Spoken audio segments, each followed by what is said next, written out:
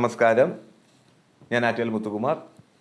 എല്ലാ ജ്യോതിഷ വിശ്വാസികൾക്കും ഗുരു ആസ്ട്രോളജിയിലേക്ക് സ്വാഗതം. ഇന്നത്തെ ഈ ജ്യോതിഷ ചിന്താവിഷയത്തിൽ നമ്മൾ നോക്കാൻ പോകുന്നത് കൊല്ലവർഷം 1200 വർഷത്തെ ഫലമാണ്. അതായത് ഈ വരുന്ന 1199 വർഷം കർക്കിടകം 32 വെള്ളിയാഴ്ച അന്ന് രാത്രി 7:34 ചിങ്ങരവി സംക്രമം. അതായത് പൂരാടൻ 2ാം പാദം ധനുക്കൂറിലാണ് ചിങ്ങരവി സംക്രമം. ഇംഗ്ലീഷ് ഡേറ്റ് പറയുകയാണെങ്കിൽ 2024 ആഗസ്റ്റ് 16 മുതൽ 2025 ആഗസ്റ്റ് 17 വരെ. അപ്പോൾ ഓരോ രാശിക്ക് ഫലം പറഞ്ഞുകൊണ്ടിരിക്കുകയാണ്. മേടം പറഞ്ഞു കഴിഞ്ഞു, ഇടവം പറഞ്ഞു കഴിഞ്ഞു. ഇനിയിപ്പോൾ മിഥുനത്തിൻ്റെ, അതായത് മിഥുന കൂറിൻ്റെ ഫലം.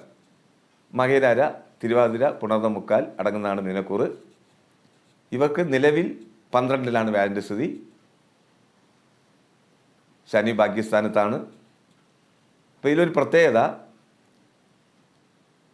കൊല്ലവർഷം 1200 ഈ വർഷം തന്നെ 4 ഗ്രഹമാറ്റം സംഭവിക്കുകയാണ്. അതായത് മാർച്ച് 29 കുംഭത്തിൽ നിന്ന് ശനി രാശി മാറി മീനത്തിൽ സഞ്ചരിക്കുകയാണ്. മെയ് 14 വ്യാഴം ഇടവത്തിൽ നിന്ന് രാശി മാറി മിഥുനത്തിൽ സഞ്ചരിക്കുകയാണ്. രാഹുകേതുക്കളെ മാറ്റം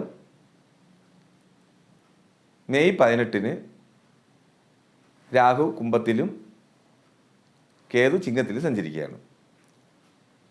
പിന്നെ കുജൻ, അതായത് ചൊവ്വ 2024 ഒക്ടോബർ മാസം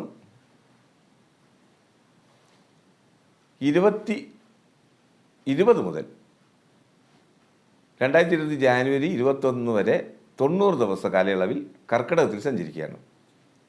അപ്പം മിഥുനക്കൂറുകാർ വളരെ ശ്രദ്ധിക്കുക.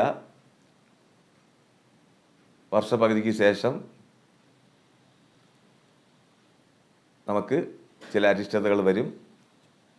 10ലെ കണ്ടകശനിയാണ് തുടങ്ങുന്നത്. 12 നിൽക്കുന്ന വ്യാഴം ജന്മത്തിൽ വരെയാണ്, ജന്മഗുരുവാണ്. ചൊവ്വയുടെ സ്ഥിതി അത്ര നന്നല്ല, 2ലാണ്. എന്തുകൊണ്ടും വളരെ ശ്രദ്ധിക്കുക. നമുക്ക് ഈ വർഷപകുതിക്ക് ശേഷം വളരെ ശ്രദ്ധ വേണം. ആരോഗ്യം ശ്രദ്ധിക്കുക.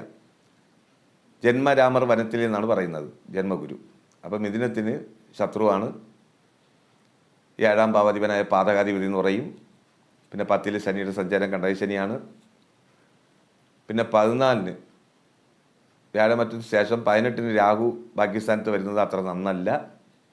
ഇപ്പോൾ പഠിക്കുന്ന വിദ്യാർത്ഥികളാണെങ്കിലും അലസത കൂടുന്ന സമയമാണ്.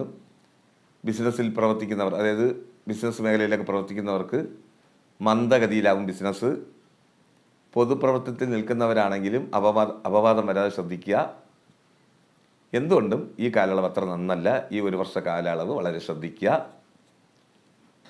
ഇപ്പം നോക്കുകയാണെങ്കിലും നമുക്ക് 12ലാണ് വ്യാഴൻ്റെ സ്ഥിതി, ബാക്കി സ്ഥലത്ത് ശനിയുടെ സ്ഥിതി, 10ലെ രാഹുവിൻ്റെ സ്ഥിതി ഒന്നും അത്ര നന്നല്ല. പിന്നെ പ്രായമായവരുണ്ടെങ്കിലും രാത്രി യാത്ര ഒഴിവാക്കുക. വളരെ ശ്രദ്ധ പുലർത്തേണ്ട സമയമാണിത്. പിന്നെ ഊഹ ബിസിനസ്, അതായത് ഊഹ കച്ചവടമൊന്നും വേണ്ട ഈ കാലയളവ്. ഷെയർ മാർക്കറ്റിൽ നിൽക്കുന്നവരൊക്കെ വളരെ ശ്രദ്ധിക്കണം. ചൊവ്വയുടെ 90 ദിവസത്തെ സഞ്ചാരം റിയൽ എസ്റ്റേറ്റ് ബിസിനസ് ചെയ്യുന്നവരൊന്നും വളരെ ശ്രദ്ധ വേണം. എന്തുകൊണ്ടും ഈ ഒരു വർഷ കാലയളവ് വളരെ ശ്രദ്ധ വേണം. ശുഭമസ്തു.